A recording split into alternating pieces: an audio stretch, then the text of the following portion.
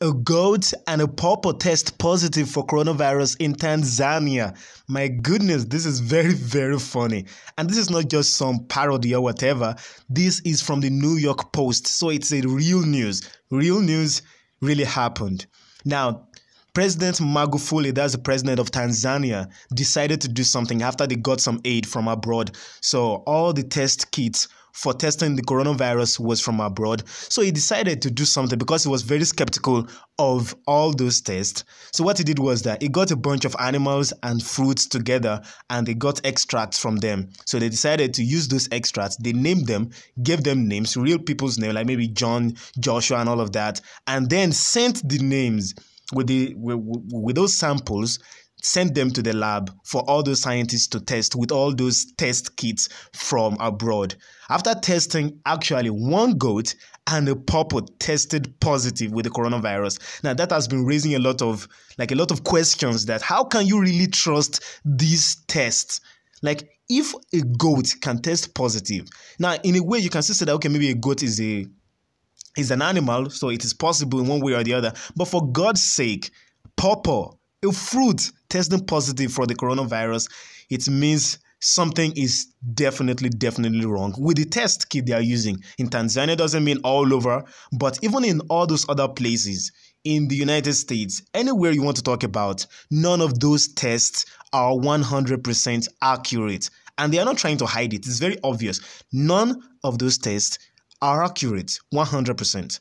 Like I think it's about 70% accuracy when you're talking about the people that are testing positive, which means there are a couple of people there that will test positive but are not actually having the coronavirus, and some people test negative and they still have it.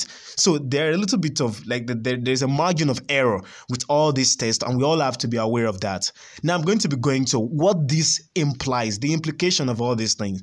Now you have to understand that when those people who test positive and didn't really have it, just think about it now. When you don't really have the coronavirus and you test positive, and then you're admitted into the same hospital, into the same isolation center with those people who really have the coronavirus, then you get a chance of actually getting it while you get there. There is a good chance you're going to get it while you get there, even though you didn't have it before, because this thing has to deal with proximity. And I don't think there's any case for them to isolate people who have the coronavirus from each other because you already got it. What are you trying to isolate anymore? You understand? So that's the risk of the mistakes that come from the test.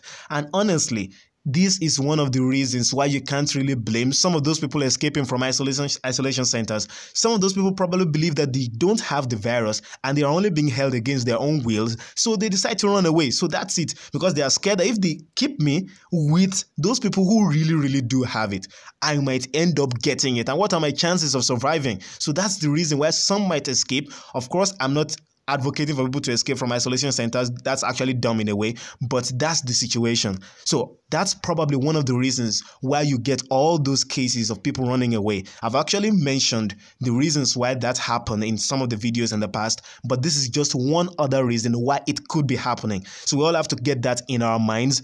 And of course, we have to know that there's no way for us to be able to know if those people escaping from the isolation centers really do have it or not. So no matter what it may be, it is better for us to err on the side of safety and just believe that, okay, if you have been detected, you should probably just stay there than causing more problem for the entire public. I know it's a very difficult question and it's a very difficult decision to make for anybody in that shoe.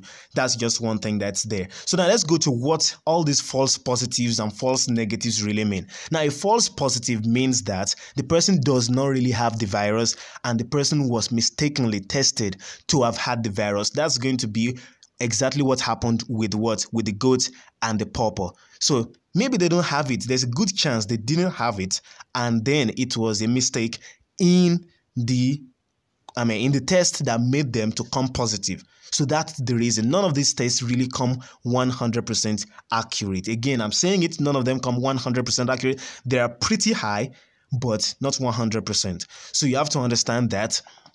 So now, for the false positives, about 5% for most of those tests, 5% out of 100% is the false positive. That is those people who really don't have it, but were tested positive after the entire test, you understand? So about 95% accurate for detecting people that actually have the virus. And that is very impressive. That's very nice. That's exactly what you want. You want it to be as high as possible.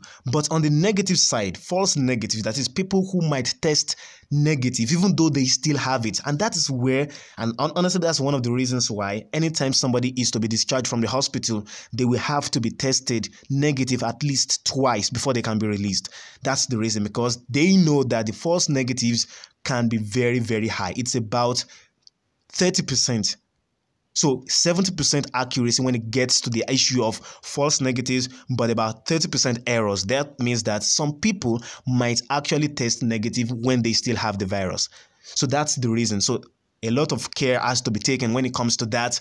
But again, you have to know, it is one of the reasons why some people may have this stigma against those people who were, have recovered from the virus. So if you are going to be coming back from the hospital and you have already recovered from the virus, it's one of the reasons why people might want to run away from you, because how are they going to be sure that you are really, really negative with the virus, that you really don't have it anymore, when there is such a very high percentage for you to still have the virus and test negative? 30% is very high. So that's the reason why it is very risky to just release people after they get tested negative for the virus. So all these things have to be put in account and have to be put under consideration anytime we think about all these policies and everything going on in the country. And I'm going to be giving an example from New York. In New York, all the nursing homes, that's why they put all those old people.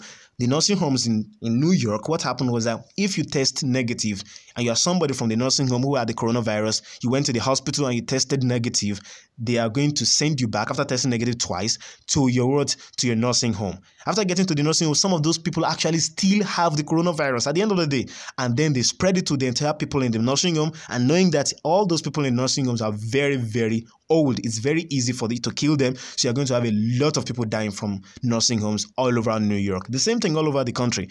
Nursing homes are like the place where people die the most. So most of the deaths in America come from nursing homes. So which means a lot of those people dead, the 70-something thousand people that are dead right now, they all came, for the most part, most of them. I mean, in some states, it's as large as 95% of people who died in that state were from nursing homes. So that's the issue. So this thing is very dangerous.